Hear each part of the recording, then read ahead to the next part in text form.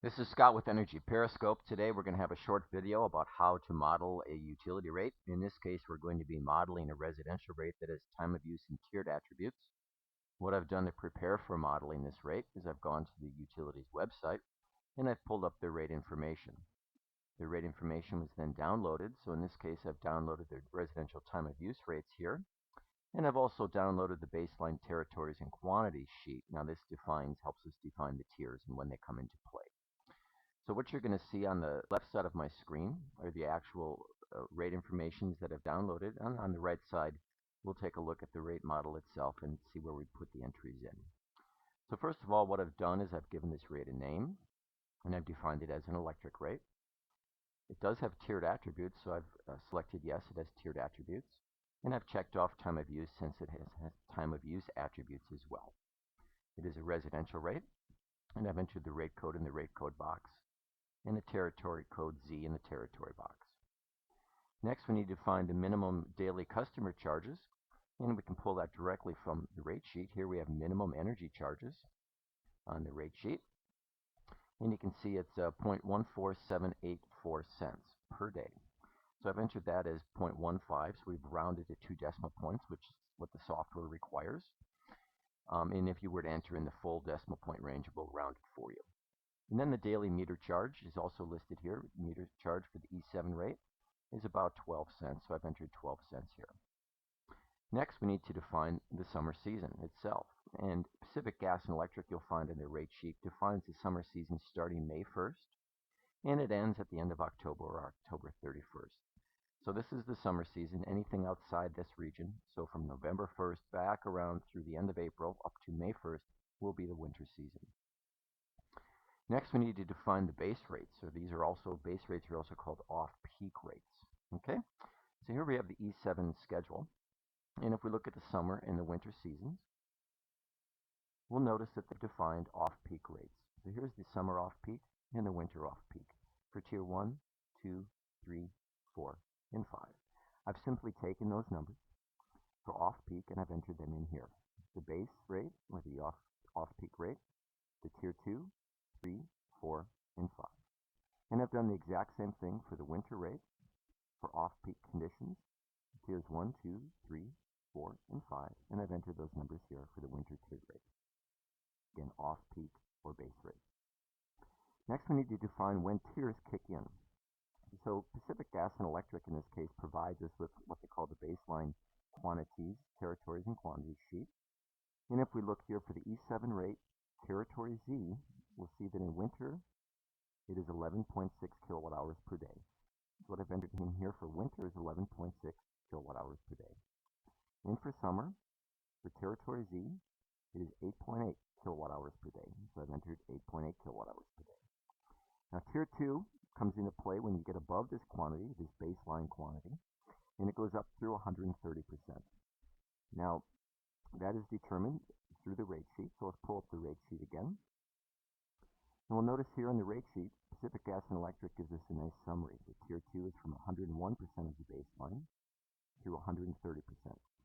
So I've entered 130% as the maximum amount allowed in tier 2. So 130% of 8.8 kilowatt hours per day will be the maximum in tier 2. So anything from 8.8 kilowatt hours per day to 130% of that will be defined as tier 2.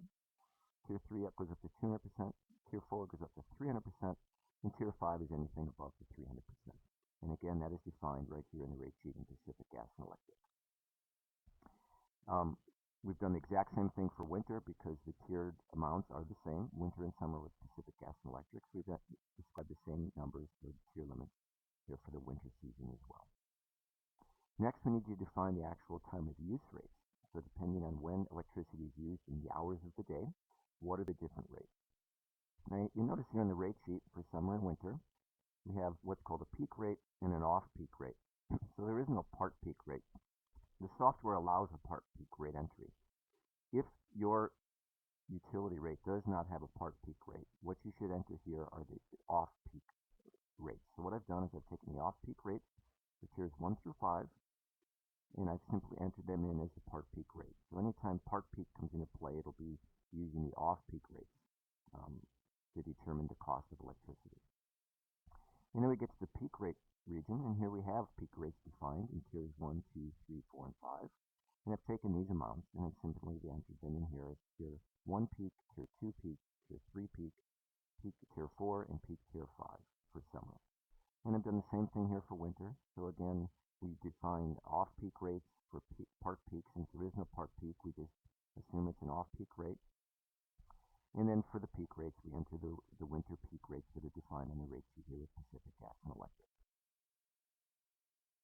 And finally, we need to define the hours of the day when part peak and peak come into play. Now again, remember, we don't have a part peak here, but we have a peak. And the peak runs, we have a sheet here with Pacific Gas and Electric that defines the peak rates. Summer and winter, they go from 6 up to 6 p.m., from noon to 6 p.m. Monday through Friday, and all other hours are off-peak. The weekdays, that would be Monday through Friday. We have a peak start at noon, and we have a peak ending at 1800 hours, which is 6 p.m. military time. 1800 hours military time, 6 p.m. Notice here I've had the part peak start at noon, but the peak starts at noon as well. So in essence, the part peak has been compressed down to 0 hours. So part peak starts, but it also ends right away. So in effect, by doing this, having the part peak start at the same time that the peak starts, the part peak in effect has 0 hours ascribed to it. I've done the same thing for the winter season down here, weekdays. And for the weekends, it's going to be all off-peak because the rate sheet defines here off-peak is all other hours that are not Monday through Friday. So weekends, Saturday, and Sunday. What I've done here is I've had the part peak start at noon, had the peak start at noon, so there's 0 time gap between the two. And the part peak in the afternoon start at noon, again, 0 gap between the two. And the off-peak start at 1600 hours, which is 4 p.m. And remember, part peak we've described as an off-peak rate when we modeled the rate above. So starting at noon, from till 1600 hours or 4 p.m., it will be an off-peak rate. We've defined the part peak rate as an off-peak rate. So in essence, by defining the weekends like this, the entire time period, the entire days, the Saturdays and Sundays, will be off-peak hours.